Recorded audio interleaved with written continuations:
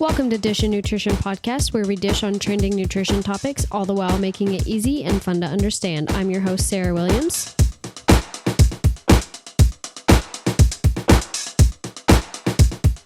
And I am also not your co-host, Emma Boland. Unfortunately, I have to be alone today because we went to record this episode and the second mic decided to completely go on the fritz, and the Amazon order would not be here in time to get it out by Friday. So I do sincerely apologize. We are Emma-less this week due to no fault of her own. It was mostly me not being kind to our wires, and it started to short out, and I didn't want to risk having a fire nor having her not heard on this episode. So we just opted for this to be a singular episode today, but she will be back next week just to fight the nutrition myths and claims alongside with me. I'm super bummed to do this episode alone too, because it was going to be a really good conversational one because we're talking about sugars and sweeteners. And I really feel like Emma would have been able to comment on a lot of what the general people are seeing on their feeds and everything. But we're just going to wing it, and you just have to listen to my voice. And I truly, sincerely apologize for whatever rambles I get on by myself because I don't have Emma here to steer my thoughts. But let's get into it. All right, to start this episode off, we've got to cover what the heck even is a sugar, because I feel like sugar and sweeteners, they gotta get confused with each other. So we're going to talk about some chemistry, we're going to nerd out a little bit, and then we're going to talk about sweeteners alongside of the sugars. All right, let's just jump into this and let's lead into the topic of what even is sugar. All right, so sugar is a type of carbohydrate that is found naturally in many foods and can also be added to foods during processing, cooking, things like that. Chemically, sugars are simple carbohydrates that are made up of carbon, hydrogen, and oxygen atoms. There's different classifications of sugars, and they can be classified based on the length of their chain of sugar units. And you heard that right. Sugar units, their chains. We are getting into chemistry, and I'm very excited about it. So different sugars are going to have different chain lengths, and that completely affects their properties and how the body uses them. So like I said, we're going to go back to chemistry just a little bit, but it's important to understand the structures of different types of sugars to continue on the conversation. So let's talk about the first and the most simple type of sugar, and that's going to be called a monosaccharide, and these are called simple sugars. There are 3 different types of monosaccharides. There is glucose, fructose, and galactose. Glucose is found in fruits, vegetables, honey, etc., and it is the primary energy source for our body's cells, and it's used directly by the body for energy. This is our energy, y'all. Glucose is the energy, and that is a monosaccharide. Fructose, which is found naturally in fruits, some veggies, honey. This is the sweetest of the natural sugars, and it's often used in processed foods as high fructose corn syrup, which we're going to touch on later. And I know there's a lot of demonization about high fructose corn syrup, but I'm not going to glamorize it or promote that you should eat it all the time, but I am going to break down some of the chemistry of it to kind of take away that fear mongering regarding high fructose corn syrup, but that's later. Anyway, and then we have galactose, which is rarely found on its own in food, and it's typically bonded with glucose to form lactose and milk. Galactose is not usually found in food. It needs a helper buddy of glucose to do really anything with itself. It just needs so much help, but it is a monosaccharide, so I had to mention it. Then we have what's called disaccharides. So di means 2, and these are double sugars. So disaccharides, double sugars. Makes sense. All right, so we have sucrose, which is table sugar, and that is going to be glucose plus fructose, and that's widely used as a sweetener in many foods and beverages. I bet you have had some sucrose today at some point in your morning, evening, whatever time you're listening to this. And then we have lactose, the milk sugar, and this is going to be glucose plus galactose, kind of like what I said earlier about the monosaccharide. This is the sugar that requires the enzyme lactase to be broken down. So this is the sugar that hurts people's bellies who have lactose intolerant. They do not have the enzyme lactase to break down lactose. So lactose is a disaccharide. And the last disaccharide is maltose, and that's glucose plus glucose. And it's used primarily in brewing beer and in the production of malt products. And there's other disaccharides like trehalose and ribose, but those are the ones that I just talked about are the most common, and we don't have a whole semester to go every single one. And then we have oligosaccharides, which can contain 3 to 10 sugar units / chains. They're not really necessary to go over. Like I said, this is not an actual class, and we don't have an entire semester to go everything, but it's just important to know that, hey, these exist type kind of ideology. So they exist. Not really important to today's episode. Whatever. Moving on. And then we have complex sugars, which can be called polysaccharides, poly meaning many. Though these are not technically classified as sugars, complex carbohydrates like starch and fiber are composed of long chains of glucose molecules. So technically they could be if they really wanted to be. These complex carbohydrates are broken down more slowly by the body, providing a sustained source of energy. So these are going to be the ones that I advocate for in, fiber or complex carbohydrates that, are not quickly digested by the body and keep you more satiated for longer. All right, now that you're bored to tears, I'm sure you're asking yourself, how does the chain length of these sugars affect properties in digestion? And I know that's what you're wondering, so I'm going to get into the tea of it. All right, so monosaccharides, remember the single sugars, those are quickly absorbed in the bloodstream. That's going to be rapid energy. That's going to be like almost as soon as you eat it, it's going to try to be digested and absorbed as soon as possible. Disaccharides, they've got to be broken down into monosaccharides by enzymes before they can be absorbed. So there's a little bit more work into it, but not necessarily a ton. It's going to be pretty rapid of absorption just because there's only 2 molecules there, but there is one more step that has to be taken before it's absorbed. And then oligosaccharides, those are only partially broken down by our human enzymes. And then some can be fermented by your gut bacteria, and it has prebiotic properties. So that's kind of neat. And then the polysaccharides, those are broken down more slowly, providing a more sustained release of energy. Some, like fiber, are not digested at all and help with your digestive health. So fiber is whatever is grammatically correct, polysaccharides. I'm a nutrition major, not an English major, so don't come after me. If Emma was here, she would have laughed at that joke. Anyway. All right, so we talked about the chemistry of what sugars are. And I think when people think about sugars, they're using it interchangeably with sweeteners, which they can be, but also are a completely different conversation. I don't know if that even makes sense because they are in the same conversation, but they're 2 different conversations. I feel like a crazy person, but you'll know what I mean. We had to know the chemistry of the different types of sugars to understand the different types of sweeteners. So let's go over the different types of sweeteners. First category of sweeteners are natural sweeteners. So these are going to be the ones that are derived from natural sources like sugars found in fruits, vegetables, and other plants. Pretty easy to remember, things that are derived from the wild. First, we have sucrose in the natural sweeteners, and that is your table sugar. And sucrose is going to be broken down by the enzyme sucrase. Fun fact, if it ends with ASE, it's usually an enzyme. Just a little tidbit of learning. So sucrose is broken down by the enzyme sucrase in the small intestine into glucose and fructose. So it's broken down into glucose and fructose. Pretty easy. And then that glucose is absorbed directly into the bloodstream and used for energy, while fructose is metabolized in the liver. That's an important point to remember. Fructose is primarily metabolized in the liver. And then we have fructose, which is a natural sweetener. And fructose is primarily metabolized in the liver, like I literally just said, where it's converted into glucose, glycogen, which is storage form of glucose, or fat. So fructose does not cause a significant rise in blood sugar levels, but excessive consumption can lead to a fat accumulation in the liver. So when I was doing outpatient counseling in my dietetic rotation, where we were at, we had a lot of cases of non-alcoholic fatty liver disease. And one of the primary recommendations was kind of to adhere to a small amount of fructose throughout your day, just because of the amount of metabolization that your liver has to do and that fat can accumulate in your liver. It doesn't mean you have to completely eliminate fructose, but it definitely does mean you need to monitor it way more than someone who may not be battling that battle. And then we have honey. Honey is a natural sweetener that I think people most think of.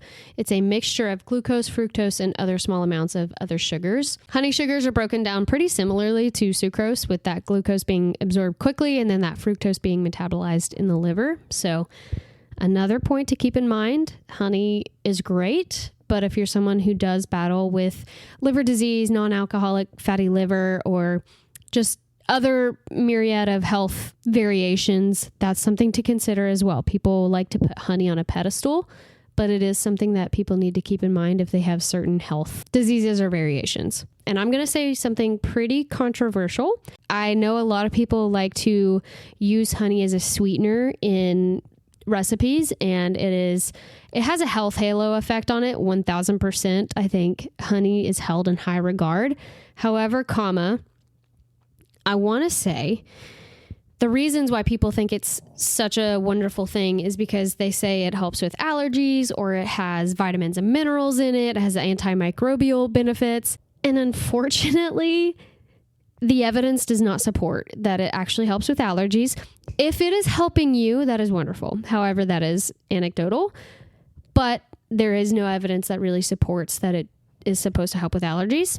But hey, if you're dying of allergies, it's worth a shot. Am I right? I mean, I would rather eat honey than be sneezing, but I would try it. And if you're eating honey for the vitamins and mineral properties or the antimicrobial properties, unfortunately, in the amount of honey that you would be eating throughout the day to adhere to daily recommended intake of sugars, those are negligible. If you were to eat enough to actually, quote, bear the claimed benefits of honey, it would be outweighed by the amount of sugar that you would be putting into your body. So I hate to be the bearer of bad news. It is not necessarily like the healthiest choice. It's not going to be the one that's like, oh, but honey's okay because it's honey. I mean, it's sugar. Honey is a sweetener at the end of the day, and it has no specific health qualities that make it better than the others. And then we have maple syrup, and that contains sucrose with small amounts of glucose and fructose. That sucrose in the maple syrup is broken down into glucose and fructose and metabolized as described above. Anytime you hear fructose, it's going to be metabolized in the liver. Again, same health halo effect as honey. Maple syrup's often a quote unquote substitute for different types of sweeteners, but at the end of the day, a sweetener is a sweetener. One is not better than the other. And I'm so sorry to say that. I know that's going to rile up some people, but my job is to inform and not inflict fear upon people. And I feel like a lot of people who are saying, oh, honey and maple syrup, that's going to be better for you because all the other ones are gonna, I don't know, blah, blah, blah. You know what I'm trying to say? One is not better than the other. If you like maple syrup and that's the kind of sweetener you want to use in your cookies, absolutely do it, enjoy it, and eat the crap out of the cookies. But it's not going to be quote unquote healthier because you used maple syrup. I hope that's not coming across as like hateful, but it's kind of one of those topics that's pretty controversial. Don't know why it is, but it just is. But it is what it is. A sweetener is a sweetener. And then the last natural sweetener is going to be agave. And actually, it's high in fructose. So, like other fructose-rich sweeteners, it's primarily metabolized by the liver. And I'm only saying this with the cadence of like, haha, gotcha, journalism, is because agave is held in high regard in the health community and is often used in recipes, claiming it's a healthier alternative. But if you're someone who has issues with your liver or non-alcoholic fatty liver disease, agave would not be your first choice in this instance. So that is something to just ponder and think about. And honorable mention of a natural sweetener, high fructose corn syrup. And before you get out your pitchforks and start yelling at me, I'm not saying it's a natural sugar, but it is derived and made up from natural sugars, if that makes sense. So high fructose corn syrup is produced by processing cornstarch to yield glucose, which is then enzymatically converted to fructose. So the result is a syrup that contains both glucose and fructose in varying ratios. Now there's different ratios, but I'm just going to talk about the most common one that's like found in our foods that we eat. So the most common ratio is high fructose corn syrup, 42. This contains approximately 42% of fructose and 58% of glucose. Like I said, it's commonly found in processed foods like baked goods, cereals, sauces, things that you see just in your grocery store. So when it's digested and absorbed, it's broken down into glucose and fructose. Pretty simple, not scary. The glucose is used for energy for your cells or stored in the liver and muscles as glycogen for later use. And the fructose is primarily metabolized in the liver. Now that sounds really familiar to the other sweeteners that we talked about. However, if you talk to 5 people, 2 to 3 of them are going to demonize or talk about high fructose corn syrup in a negative light. Now, I understand there's a lot of controversy, especially in the medical realm, regarding high fructose corn syrup because of the excessive fructose intake and how it's connected to multiple health issues. However, with that specific argument in mind, shouldn't there be the same hesitance with other sweeteners that contain fructose? One comes to mind, agave, that's mainly fructose, but has a health halo effect. Now, I just want to make it 1000% clear. I am not saying high fructose corn syrup is healthy. That is the sweetener you should use. You should go out and just buy a jug of high fructose corn syrup and eat it. No, that is not what I am saying. But what I am saying is that it's not the devil. Does that make sense? I am not condoning a high excessive usage of high fructose corn syrup, but I am not saying it is the absolute worst thing you could put into your body because it's metabolized and broken down like the other sweeteners that we talked about. With fructose in mind and keeping your own liver health in mind, it's a personal choice on if you want to avoid it or not. A lot of marketing companies are using high fructose corn syrup free on their packaging because there is such a stigma regarding this sweetener. But knowing the chemistry and knowing how it's metabolized and knowing how it's absorbed kind of makes it seem, your eyes are kind of opened and you're like, oh, that's a marketing tactic because my body's going to break it down just as the same as like table sugar. This is the last thing I'll say on high fructose corn syrup. Table sugar, cane sugar, high fructose corn syrup, and honey have nearly identical sugar compositions. So while we definitely should limit our excess added sugar intake 1000%, honey and cane sugar are no more healthy than high fructose corn syrup or white sugar. And I know someone's going to come in my comments and say, what's the healthiest natural sweetener? Because this is the category that we're talking about. As we just talked about, you can see that the sugars are broken down pretty similarly. So with that in mind, there really isn't a quote unquote healthier sweetener option like that's portrayed on social media. Like, like I said, oh, you should use honey or maple syrup instead of cane sugar because the blah, blah. No, like it's whatever your taste preferences are. And keeping in mind of your liver health, because that is right now something to consider because we're talking about fructose so often right now. So that was natural sweeteners. I feel like we covered a lot of ground. I feel like we kind of broke down, pun intended, how they're broken down in our body. And I feel like they became less scary, or at least I feel like that, right? Anybody listening? All right. So now we're going to talk about artificial sweeteners. These are synthetic or chemically altered substances that provide sweetness with little to no calories. And they are often much, much, much sweeter than like sugar. So only a small amount are needed. These two are very controversial. And also, this is my job to kind of just give the facts and let you decide what to do with them. So let's get into it. Number 1, aspartame. I do know when we were discussing this episode, Emma was like, oh no, like aspartame linked to cancer. No. And I was like, well, like the study that a lot of these people are basing it off of, the study was done on rats, first of all. And I just want to ask you, are you a rat? Do you identify as a rat? Personally or spiritually? No, I'm just kidding. Are you a rat? No, you're not a rat. And also, in this study that people reference, they pumped these rats with an ungodly amount of these sweeteners of aspartame, which would equal about us having about 800 cans of Diet Coke per day for us to have the results that the study was stating. So I think that's something to keep in mind too. Like, yes, there is a study. However, done in rats, they were pumped. And unless you're having 800 cans of Diet Coke a day, like maybe we shouldn't worry about it and we should utilize our worries on something else. That's just my intake. If you're someone who has an allergy to aspartame, don't drink it. That, it's kind of, hey, if you're allergic to peanuts, don't eat peanuts. It is very controversial because it is synthetic. It is chemically altered substances that makes people nervous. And that is fine. That's a personal decision to not partake in those. But we don't need to demonize other people's choices just because of that. Does that make sense? All right. So aspartame, it is artificially synthesized from amino acids. Amino acids are in proteins. So that's pretty cool. Aspartic acid and phenylalanine. Which, side note, if you have PKU, you should not be drinking aspartame because it does derive from phenylalanine and you cannot process that. So anyway, that's just a fun shout out to PKU people, and I'm sure you definitely know that. So aspartame is broken down in the digestive tract into its components, phenylalanine, aspartic acid, and methanol. These components are then absorbed and metabolized by the body like any other amino acids, and then methanol being further processed in the liver.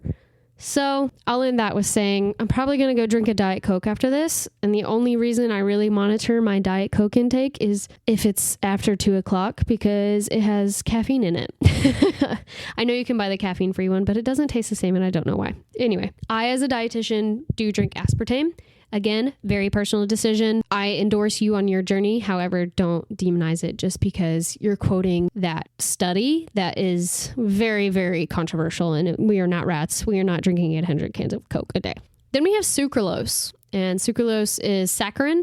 And saccharin is not metabolized by the body. It does not recognize it. And it's excreted unchanged in the urine, therefore having no caloric density, and your body has nothing to do with it, so it just excretes it. And then we have stevia, which is kind of confusing because I know people call it a natural sweetener, but it's in the artificial sweetener category because it undergoes a huge processing from the natural state that it comes in. So that's kind of why it's in the artificial sweetener section. It contains compounds called steviol glycosides, and then steviol is absorbed and then excreted in the urine without being used for energy. I personally, the only reason I wouldn't eat stevia is because I just don't like the taste of it. These artificial sweeteners have very different, distinct tastes. If you're someone who hates it, totally understand that. So that was artificial sweeteners. The next category of sweeteners are sugar alcohols. And those are the carbohydrates that have a chemical structure similar to both sugars and alcohols. They're often used in sugar-free and reduced calorie foods. They're widely used in quote unquote health foods that you'll see in I don't want to say names because I don't want to get sued, but health food stores. A lot of those products are going to have some sort of sugar alcohols, claiming they're reduced calorie or even calorie-free products because it's super easy to replace the sugars in them. So we have xylitol, and xylitol is a really common one. It's partially absorbed into the small intestine, and then the rest is fermented by bacteria in the large intestine. The absorbed portion is metabolized slowly, leading to a low glycemic response, which we'll get into the glycemic index later. But that is why xylitol is often used as a replacement for a sweetener.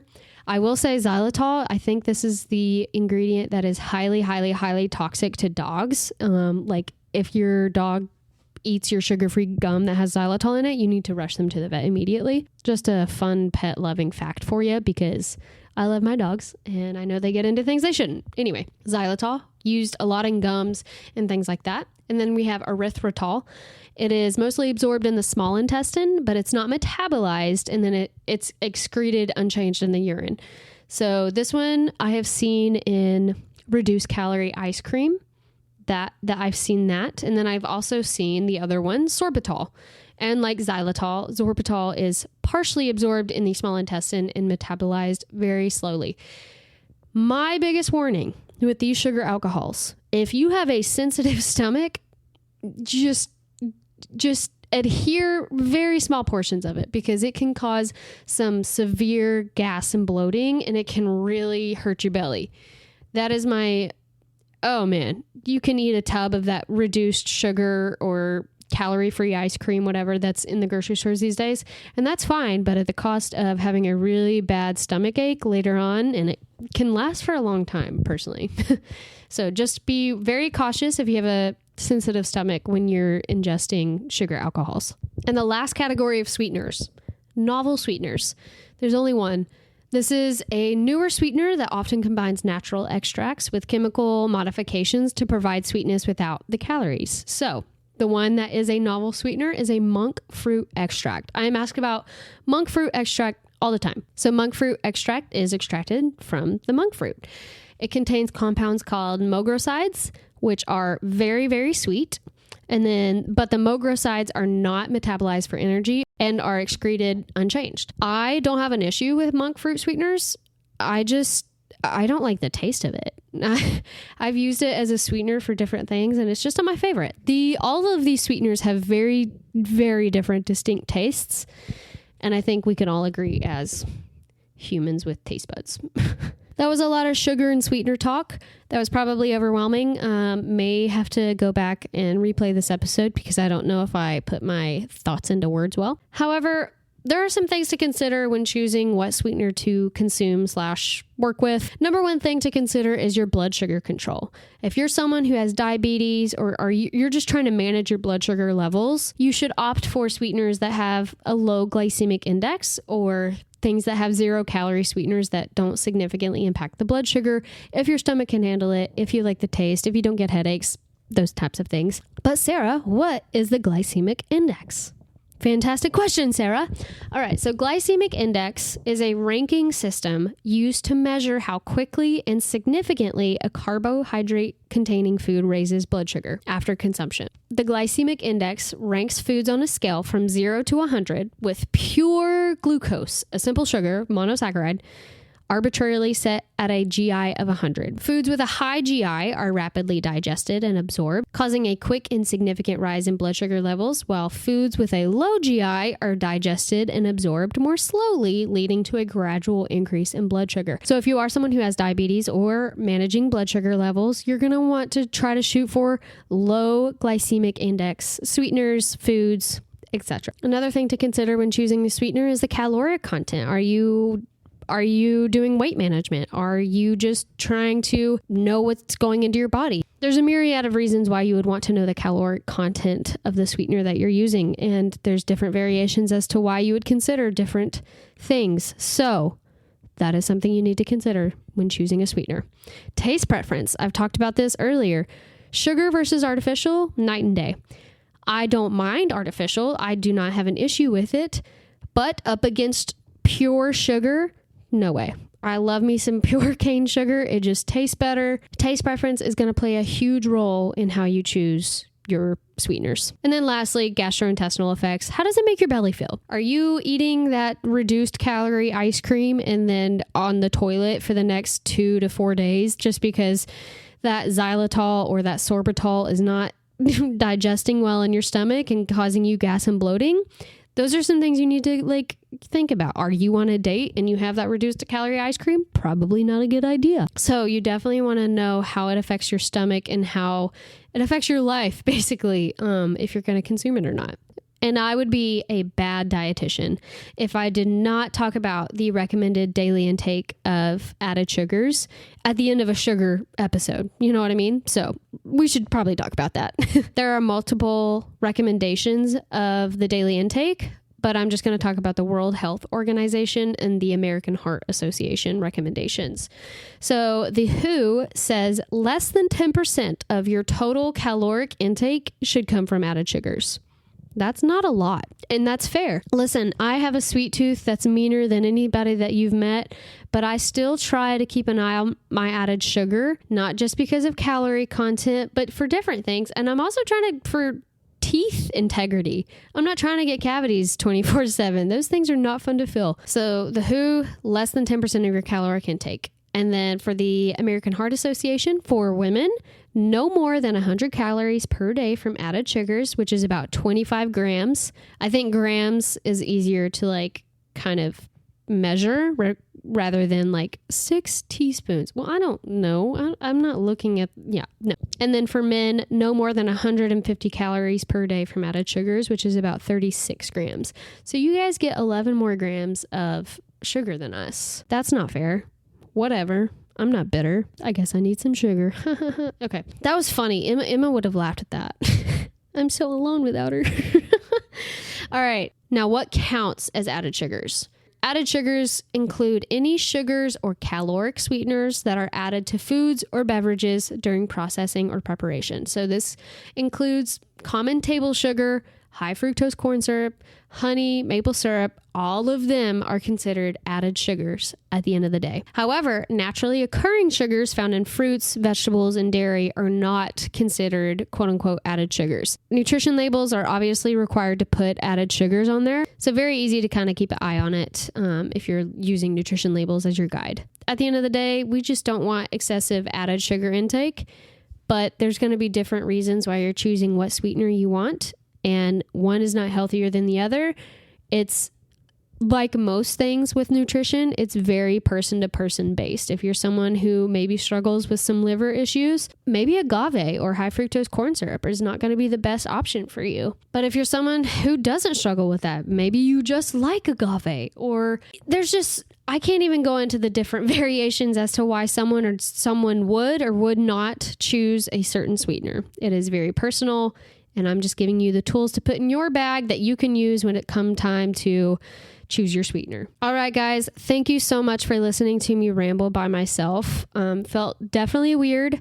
Hopefully that new wire will be the fix of our microphone issues, and Emma will be able to hop on next week, because I know I definitely missed her, and I know you guys missed her too. As far as housekeeping, I don't think we have any. I plan to still release an episode even on Labor Day weekend, so you can binge watch it, listen to it while you're on the boat, enjoying time with your family. But yeah, I think that is all for housekeeping. I appreciate you guys listening. If you have a topic that you want us to talk about, you can just go to our Instagram, Dish and Nutrition Podcast. There should be a highlight. You can just click on it, fill it in, and then we'll look at it going forward. But I guess on that note, you've been dished.